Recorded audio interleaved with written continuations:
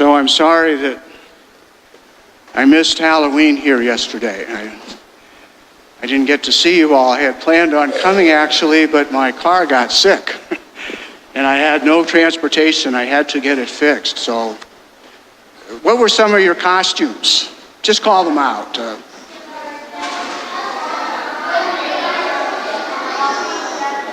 Oh, lots of things. Okay, very creative.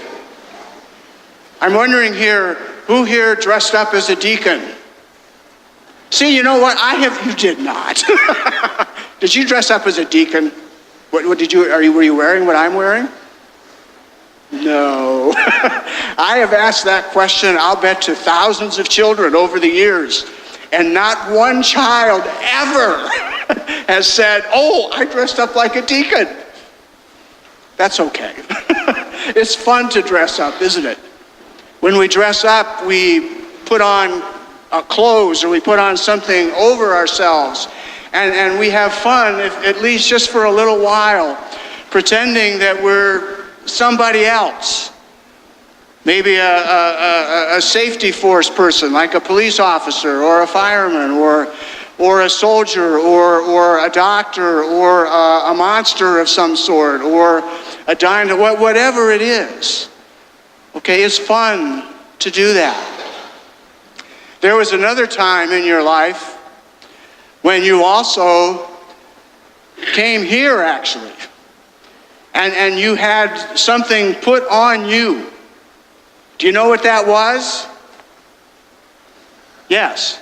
Yes, exactly. When you were baptized, you came here, and part of the ceremony of baptism is you are clothed with a white something or other. Okay, it could be a garment or some special thing that was made just for your baptism, but it was white.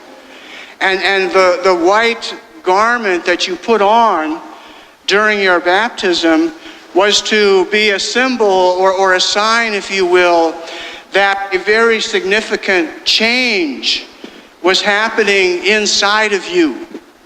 So from the outside, you looked the same, but on the inside, you became someone very different. It's sort of the opposite, really, of what happens at Halloween. When you put on something and you look different from the outside, but on the inside, you're really the same. When you were baptized, the amazing thing that happened to you on the inside, the amazing thing that happened when you were changed, is that the Spirit of God, the very same God that created everything, came to take up residence in you. Think about that. The Spirit of God came to take up residence inside of you. And you were changed inside forever. We might say that you were blessed. You were blessed. And that word blessed, if you listen to the gospel just a minute or two ago, came up very many times. And it's interesting to think about, what do we mean by being blessed? And sometimes, I've heard even that particular reading, they substitute for the word blessed, happy. And that's not a good translation, really. Happy, when all of you got home yesterday, or when you trick-or-treated in your neighborhood, or whenever that was, when you opened up your candy on the floor, or on a table, or on your bed, I am sure that you were very, very happy. And happy is a good thing. But later that day, in the evening, when your mom and or dad or someone tucked you into bed and maybe hugged you and maybe kissed you and maybe read a little book to you or something, or said to you or showed you in some special way, "I love you. You're my daughter. I love you." You felt something very deep inside. That's what it's like to be blessed. To know that you are loved.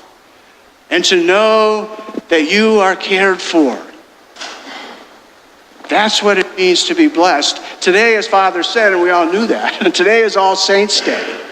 And the saints were those who went about living their lives, knowing for sure that they were blessed, that God loved them, that God came to live in them too.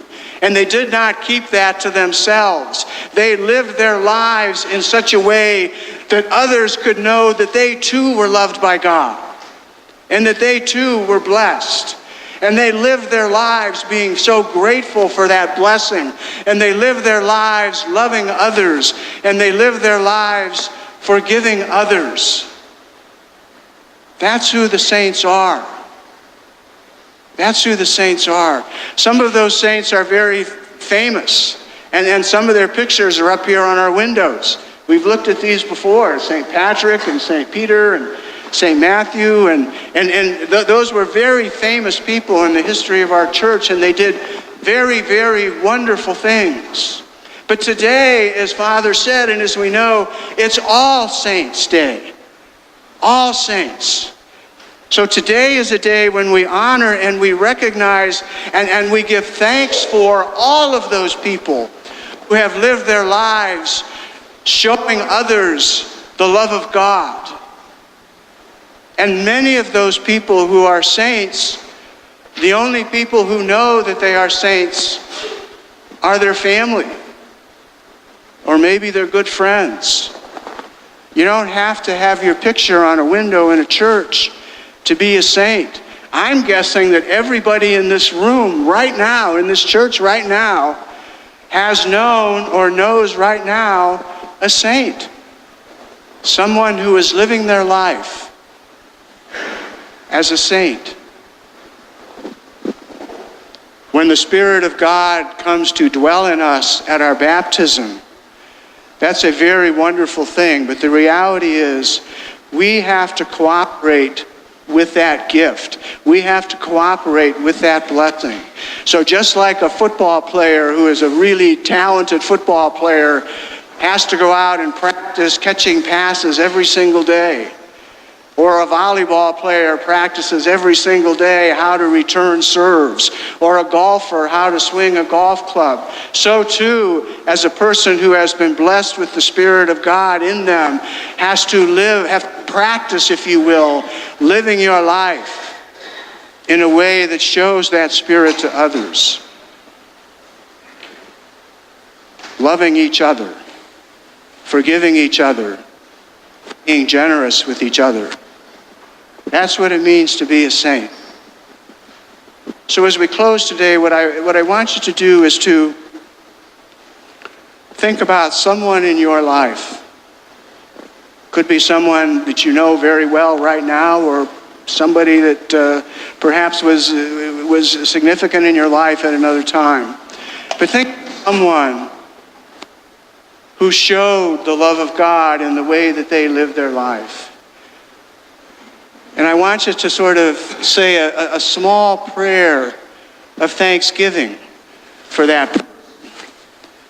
And at the same time, thank God for the blessing that you have received, and pray to God for the strength to live out your responsibility as well, to grow up and to be a saint.